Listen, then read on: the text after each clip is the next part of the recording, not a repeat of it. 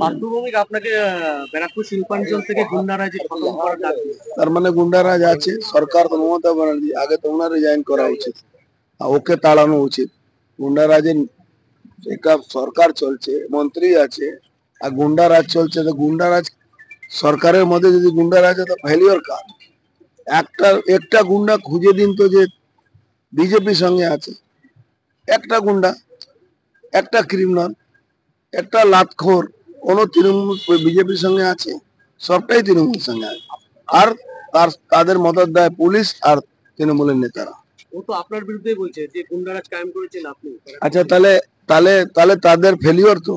আমি যদি গুন্ডারাজ কায়েম করি তাহলে তো তৃণমূল সরকারের ফেলিওর, ফেলিওর কি না? ব্যারাকপুরে কি নতুন কিছু দেখা যাবে? আপনি বারবার বলেছেন ভোটের দিনকে ব্যারাকপুর অর্জুনময় থাকবে।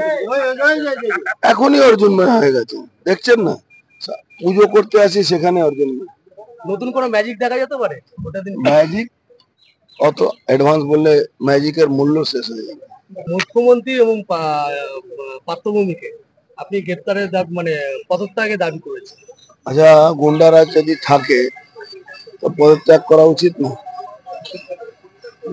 আপনিই তো বলছেন, কেউ বলছে গুন্ডারাজ আছে, তো একটা সরকারের মধ্যে গুন্ডারাজ হয়তো গুন্ডারাজ শেষ করুন।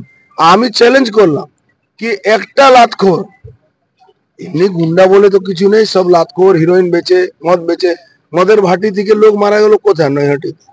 তাহলে গুন্ডারাজ থাকলো আছে কোথায়?